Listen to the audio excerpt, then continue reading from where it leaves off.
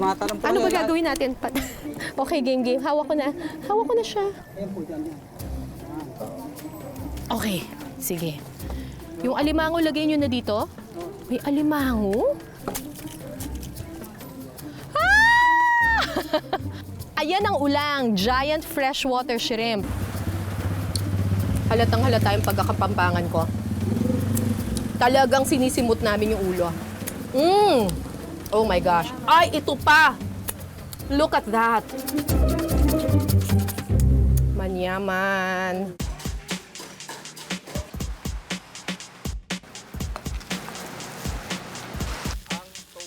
Kilalang culinary capital ng Pilipinas ang probinsya ng Pampanga. Mula sa mga signature dish nila, hanggang sa mga exotic na putahe, makikita ang pagiging malikhain ng mga Kapampangan sa kusina. Halos lahat kasi ng sangkap na pwedeng lutuin, kaya nilang pasarapin. Manyaman! Sarap!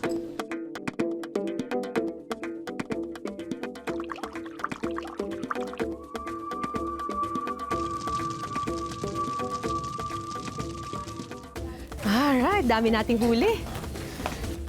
Ngayong gabi, titikman naman natin ang sarap ng yaman ng kanilang katubigan.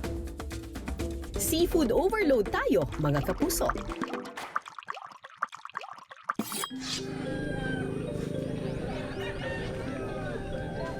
Mga sugpo na kaya mabuhay.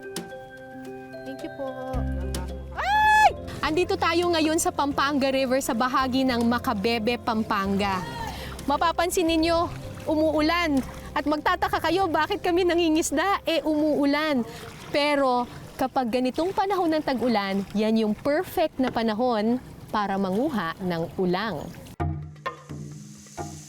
Isa ito dun sa mga tinanim na nila kagabi pa, no? Yung net dito, may net dito sa ilalim, tinanim na ito kagabi pa. Hopefully, ngayong umaga, may kuha na tayo, may huli na tayo.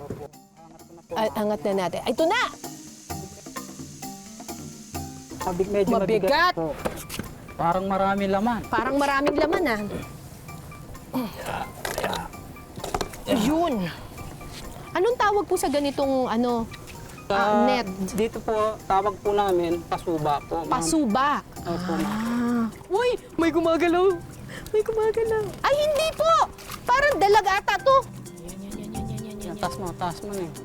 Ay! Yan. Oh, mababasa Parang, ma'am. okay lang po. Ay, parang may ano nga. May alimango. Ang laki. Oh my gosh, ang laki eh. Tapos na yung kamitang niya, ma'am. Limango. Ay, mababasa Ay, si Diyos ma'am. ko Lord. Teka. Tumatanong po Ano ba yan. gagawin natin? Okay, game. Hawak ko na. Hawak ko na siya. Ayan po, dyan yan. Okay, sige. Yung alimango, lagay nyo na dito. May alimango? Maya-maya pa, tumambad na ang mga pakay naming ulang. Ayun, may ulang! Ay, Diyos ko Lord! Ah! Ayan ang ulang, giant freshwater shrimp. Tapos malalamang mo ulang siya kasi tingnan mo, meron siyang mahabang sipit tapos kulay blue usually. At kumpara sa mga karaniwang hipon, mas malaki at mas malaman at mas masarap ang ulo nito. Hindi pwedeng itapon ang ulo ng ulang. Uy, marami-rami tayong nakuhang ulang, ha? Woo! Dito sa Pampanga River, kung saan nangunguha ng ulang ang mga mangingisda, gustong-gusto nila kapag umuulan. Kasi kapag umuulan, syempre dumadami yung tubig ng Pampanga River, tumatabang siya ng tumatabang. At yun yung perfect para sa mga ulang. Ang mga ulang kasi, ang gusto nila tubig tabang, fresh water. So ngayon, dahil panahon na ng tag-ulan, panahon na rin ng tag-ulang. Ayan na ba yung isang tulos, kuya? Opo, ito po. Tapos Okay. yun po yung isa doon. Okay, ito na yung ating pasuba. Meron tayong 1, 2, medyo maliit pa to 3, 4, and 5. Wow! Alright. Look at this. Teka, sinisipit ako. Look at this. Grabe! Ang ganda ng kulay niya, no? Kulay blue. At At dahil meron siyang mahabang sipit, minsan napagkakamalan siyang lobster. Pero ito ay giant freshwater shrimp. Masarap to sa sinigang.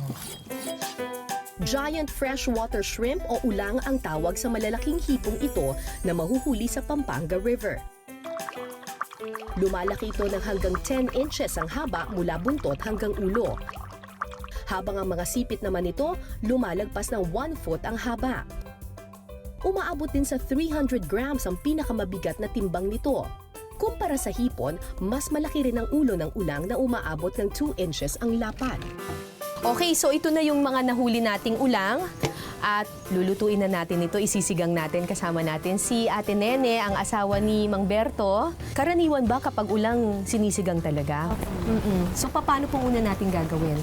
Ang muna po, hugasan yan. Pagka meron siyang ganito, iniisis muna ng... Kasi maitim po, ma'am. Ano po ba yung itim-itim na yan? Para siyang lumot, ma'am. Ah, yung lumot. Oo. Pag naalisan ng konti, ma'am, pwede na siya. Pero katulad nito, walang ano, Ayaw, naipit. ang alin po? Nangiipit, ma'am. Ay, buhay pa pala nga pala. Oo. Aalisin natin itong, tawag nila dito, balbas. Pati yung mga ano niya, paa niya. So pagkatapos nating matanggal yung kanyang parang whiskers, anong gagawin na po natin ngayon? Ilalaga na muna, ma'am. Ilalaga na muna. Okay.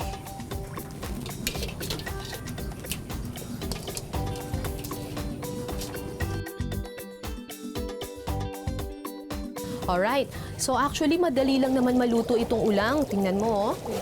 Basta kapag nag-orange na siya, ma'am, okay na siya. So ano na pong gagawin natin ngayon? Gagawin po, alisin natin siya dito sa tubig.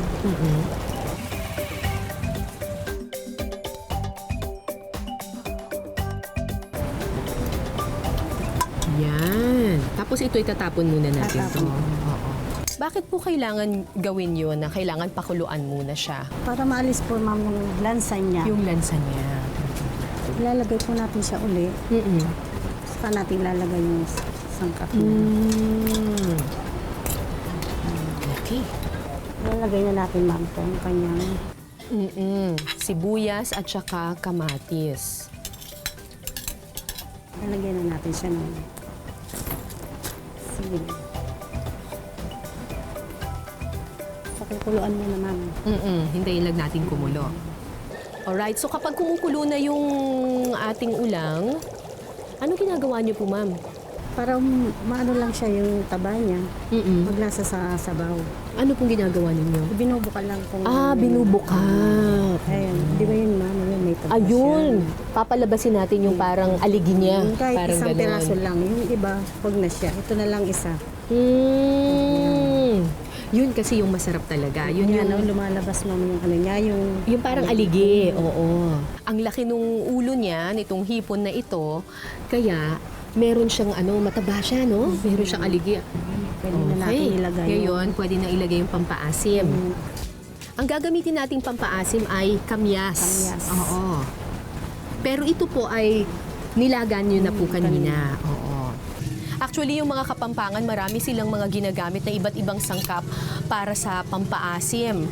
Pero usually, kapag nagluluto ang mga Kapampangan ng shrimp, palaging kamyas ang ginagamit. Oo. So, lulusawin lang siya ng gano'n. Ayun. So, pakukuluin lang natin siya ng kaunti. Ayan, ang ganda na niya. Ito pong mga bula-bula na to, hindi na to tatanggalin. So, pwede na natin ilagay yung Lalagay ating na po natin itong... kangkong at saka okra. Sabay-sabay na. At yung ating siling pangsigang. Okay.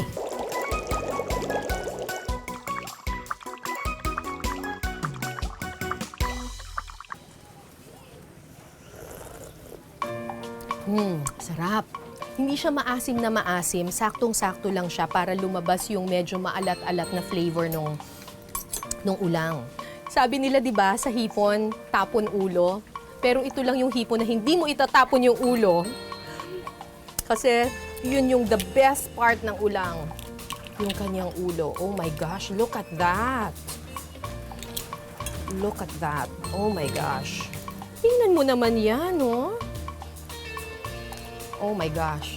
Oh, look at that. Kala mo crab siya sa dami ng aligi.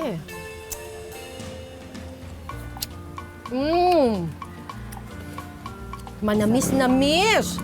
Sarap ng ulo ng ulang. Ito lang yung hipo na masarap yung ulo. At saka, tender na tender pa siya. Hindi natin siya na-overcook. Ay, ito, teka, sayang to. Oh my gosh! Ito, sayang to. Naku. Halatang halata yung pagkakapampangan ko. Talagang sinisimot namin yung ulo. Oh my gosh. Ay, ito pa. Look at that. Manyaman. Mga kapuso, pamilyar ba kayo sa lutong pangat? Usually, ang pinapangat natin isda. Pero dito sa Pampanga, sa isang restaurant dito, iba ang pinapangat nila. Yung ulang. Kasama ko dito si Chef Robin. At yung pangat ninyo may twist, ha? Hindi isda, ulang ang gagamitin natin. Kung pangat namin, niluluto po namin sa bulo. O sige, simulan na po natin. Ilalagay lang sa bulo ang ulang, bawang, sibuyas, luya, tanglad, kamatis, asin, paminta, at mustasa. At sa kabubuhusan ng shrimp broth. Isasalang ang bulo sa nagbabagang uling sa loob ng 10 to 12 minutes. 8 taon nang nagsiserve ng pangat na ulang sa bulo ang restaurant na ito. Naisip namin yung luto sa bulo ng mga Aita. So ang Aita, the way they cook their food is from the bulo dahil wala naman silang stove. So yung bulo, nagko-contribute ng flavor dun sa sabaw. Nakakaiba pag linuto mo sa kaldero. Malalasahan mo.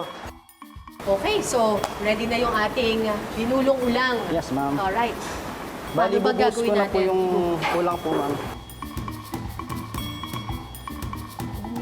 Oh. Ayun na yung ulang. Ayun na, lumabas na yung ulang. Naghalo-halo na siya, no? Sa loob. Ako, kapag kumakain ako ng ulang, ko siya nilalagay dun sa bowl kasi sobrang laki kasi niya. So, usually nilalagay ko siya sa plate tapos hinihimay ko by itself. Tikman ko muna yung soup.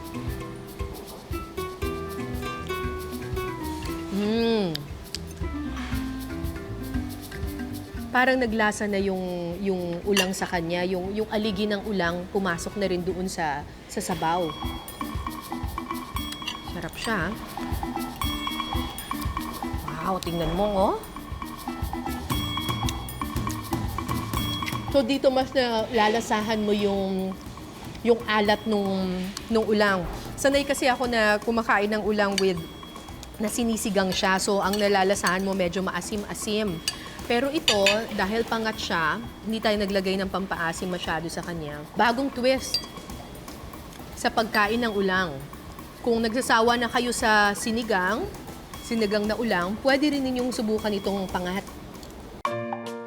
Kung ikukumpara sa hipong suwahe at sa tiger prawns o sugpo, lamang ang ulang pagdating sa size o laki. Pero may nagsasabing hindi raw sinusulit ng suwahe o sugpo dahil mas matimbang ang ulo nito kesa sa laman. Isa raw ito sa mga dahilan kung bakit iilan lang ang nagkaka-interes na alagaan at paramihin ang ulang. Naglalakihan at nagtatabaan. Ganito ang mga mud crab o alimango na mahuhuli sa bayan ng Sasmuan.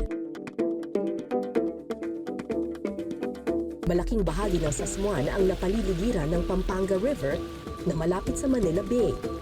Ang brackish water o kombinasyon ng tubig tabang mula sa ilog at tubig alat mula sa dagat ay perfect daw sa pag-aalaga at pagpaparami ng mga alimango. Masarsa ang madalas na luto sa alimango para masarap ulamin sa kanin. Pero ang mga Kapampangan, may alimango dish na swak ngayong tag-ulan. Tara na't humigop ng mainit na sabaw ng swam na alimango. Luluto natin ngayon ay swam na alimango. Ang unang gagawin natin ay manggigisa muna tayo. So, muna yung mantika, bawang, luya, tapos sibuyas. At syempre, ang ating pangunahing sangkap, ang alimango. Ang klase ng alimango na gagamitin natin ngayon, yung malalaki na tawag dito ay bulig, no? sa Kapampangan. Ito yung kahit lalaki, kahit babae po pwede. Tapos, ibuhos natin yung pinaghugasan ng bigas. So, tawag nila hugas bigas. Ito yung ipansasabaw natin. Para pakuluan, lagyan muna natin ng siling haba. Baliin ito para lumabas yung natural na anghang ng siling haba. Okay, lalagay na natin yung papalapot natin ang miswa. Okay. Impluwensya ng mga Tsino ang lutuing swam na karaniwang sinasahugan ng hipon o isda. Pero dahil sagana sa alimango ang katubigan ng sasmuan, ito ang naisipan nilang isahog sa swam. Sa probinsya ng Pampanga, sa amin, mga Kapampangan, kalimitan na ginagamitan ng mais, ginagamitan ng iba't ibang pampalapot. Dahil nga dito, kaming taga-Sasmuan, ang gamit namin dito ay ang traditional, ang miswa. So pagkakulo na ating swam, lagyan na natin yung dahon ng malunggay. Season na natin siya ng salt, asin.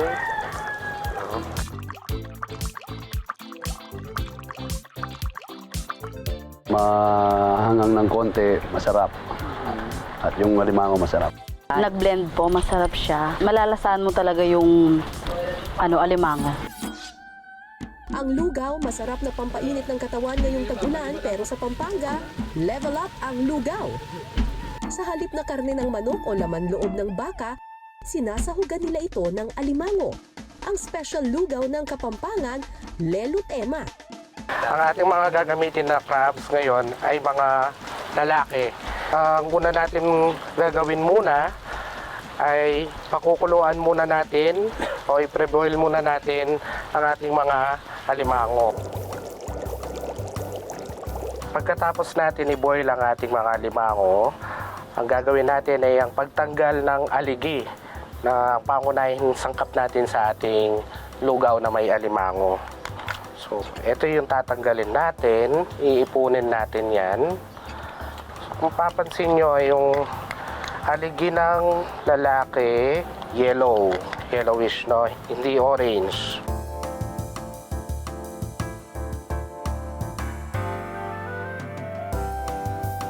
So pagkatapos natin himayin ang laman at tanggalin yung aligi, igigisa na natin kay mantika, bawang,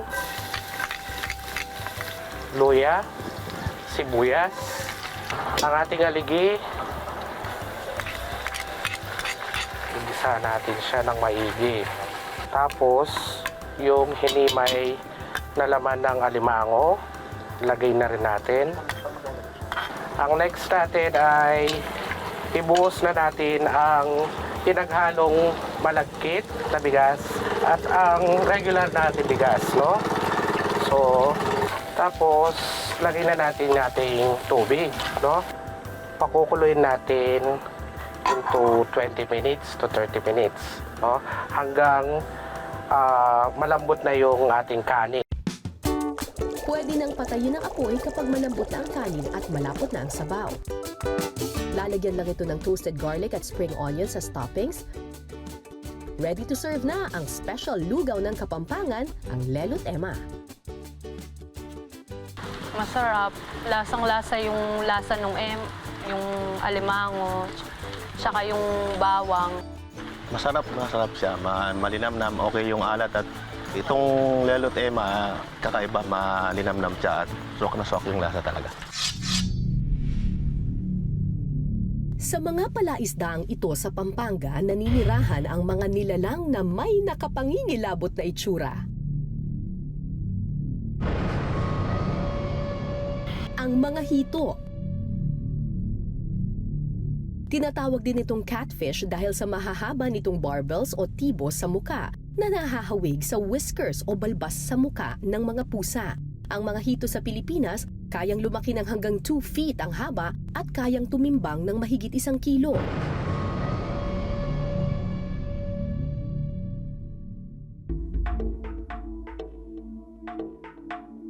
Isa ang Lubao sa mga bayan sa Pampanga na may malalawak na palaisdaang nag-aalaga ng hito.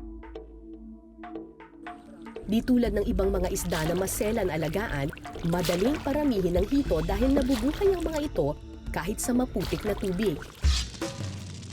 Parte na nga raw ng kultura ng mga Kapampangan ng pagkain ng hito. Pero marami pa rin sa atin ang natatakot o nandidiring tumikim nito. Maraming kadahilanan. Unang-una, kulay itim ang hito. Mukhang marumi ito dahil madulas ito. At meron pa tong balbas o tibo, no? Na nung bata kami, pag ikaw ay natibo, ikaw ilalagnatin, no? So takot sila sa hito.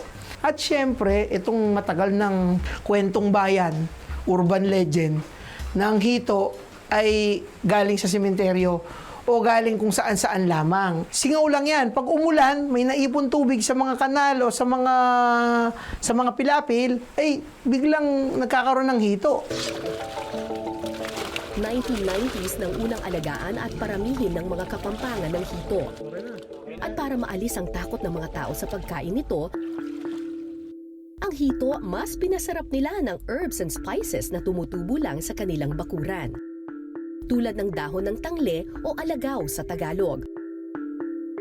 At turmeric o luyang dilaw. Ang isa pang hito specialty ng Pampanga, lagat hito. Kasama ko dito si Ma'am Che ng Apagmarangle. Ang ituturo niyo sa amin ngayon ay yung hito na Niluto sa parang inadobo. Ang tawag dito ay lagat hito. Lagat hito. Itong iluluto nating lagat hito, ito ay talagang napakatandang recipe na. Okay, so ang una nating gagawin is i-adobo muna natin yung hito.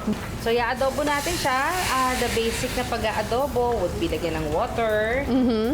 Adobo, di dapat may toyo. Ay, Adobo nating Kapampangan. nakalimutan ko. Pag sinabing adobo dito sa Pampanga, hindi siya brown. Oo. Suka lang siya at asin. Oo. Ang adobo dito puti.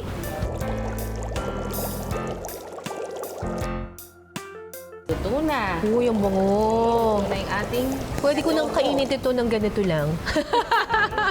set aside natin siya. Ang hilig ko kasi sa paksiw eh. Lagay natin dito. At maggigisa ngayon ako ng bawang, sibuyas, kamatis. So parang two-step itong lagat, ano? Yun. So magigisa tayo ng bawang, sibuyas. Ano yan? Luyang Ito yung dilaw. luyang dilaw, Oo, turmeric. So, hindi turmeric. naman mangungulay, magkukulay na agad yan. Tapos, Tsaka may ibang aroma na binibigay ang turmeric. Oo, lagyan natin ang kamatis. Kamatis. Lagyan natin ang kamatis para maging sausage siya mamaya. Ang ganda ng kulay ng turmeric. Saka ang ginagamit natin turmeric, yung fresh talaga. Hindi yung powder. Okay. Ilalagay ko na yung hito. Ilalagay na yung hito.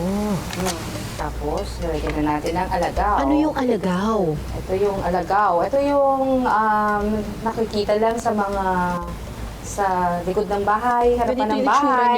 Ganito yung itsura ng alagaw. Meron siyang parang ang bango, parang citronella. Sabi ko nga, parang this is our local version of basil. Okay na. Naglalaban na yung asim at saka yung alat niya. Alright, looks good. Lagat hito. Uy, ang lambot oh. Very tender siya, no? Tingnan mo, oh. Hindi mo na kailangan himay-himayin eh. Sarap. Napaka-tender nung That's the difference. Yun ang difference niya. Tsaka walang lansa at all. Walang lansa. Tapos sakto lang yung yung naghahalo yung asim ng suka dun sa sa alat. Una iniisip ko para siyang paksiw, pero hindi eh. Hindi eh. Kasi ginisa pa natin pagkatapos noon, tapos nilagyan natin ng turmeric. Masarap yung sauce eh. No? Sarap yung sauce. Bagay na bagay siya dun sa hito.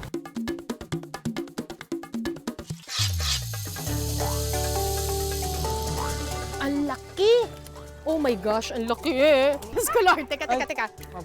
Ano ba gagawin natin? Wow! Masarap to sa sinigang. Ang mga bidang sangkap sa mga putahing natikman natin ngayong gabi, mga yamang makukuha sa mga ilog at palaisdaan ng Pampanga. Patunay ang mga ito na sagana sa biyaya ang katubigan ng ating bansa. Oh my gosh. Manamis-namis! Kaya dapat panatilihin ang kalinisan at kaayusan ng mga yamang tubig natin. Para ang mga paborito nating isda at lamang dagat gaya ng ulang, hito at alimango dumami at hindi maglaho.